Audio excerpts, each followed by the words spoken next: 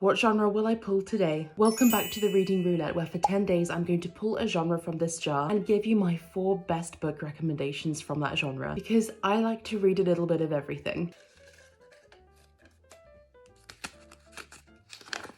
Today we have romantasy. I have got a stack of the most romantic fantasy that I could find and that I've read in the past few years. My first recommendation is an author rather than a book, and that is anything by Rebecca Ross. I first have to mention the Divine Rivals duology. There are 2 books in this series. There is Divine Rivals and there is Ruthless Vows. And she recently came out with a prequel to these books called Wild Reverence, although this can be read as a standalone. Divine Rivals is set in a world where the gods are at war. We are following an aspiring journalist, Iris Winnow, who forms a magical connection through letters with her rival Roman Kit, and an incredibly wonderful romance ensues. There are only 2 books in this series, but the way that Rebecca Ross writes yearning, it is just so tasteful. It's so classy. It's so well done. These are not heavy on the spice. They are purely romantic. But in my opinion, Rebecca Ross's true masterpiece is the Elements of Cadence duology. So that is A River Enchanted and A Fire Endless. In this, we're following a musician or a bard called Jack, and he returns to the magical island of Cadence to help his former rival find these girls that have begun to disappear. But it doesn't just follow their romance. There are 2 or 3 romantic storylines in this duology. All of them play on different tropes, but they're not tropey, if that makes sense. This, I believe, is based on Scottish folklore and mythology and also deals with clan rivalry. These books are so easy to get lost in. And for those of you who do not want to get into a brand new series, then A Far Wilder Magic might be the one for you. This is a beautiful romantic fantasy and it is a standalone. We are following an alchemist and a sharpshooter, and they must team up together to hunt a mythical creature. This is the perfect time of year to read it as well. I've never read a romantic fantasy that is so drenched in autumnal atmosphere. It is extremely gothic. There are misty fields and old creaking manors and just a central romantic plot to die for. This next one is part of a series, but it is the only book that has currently been released. I am of course talking about The Night of the Moth. Rachel Gillick is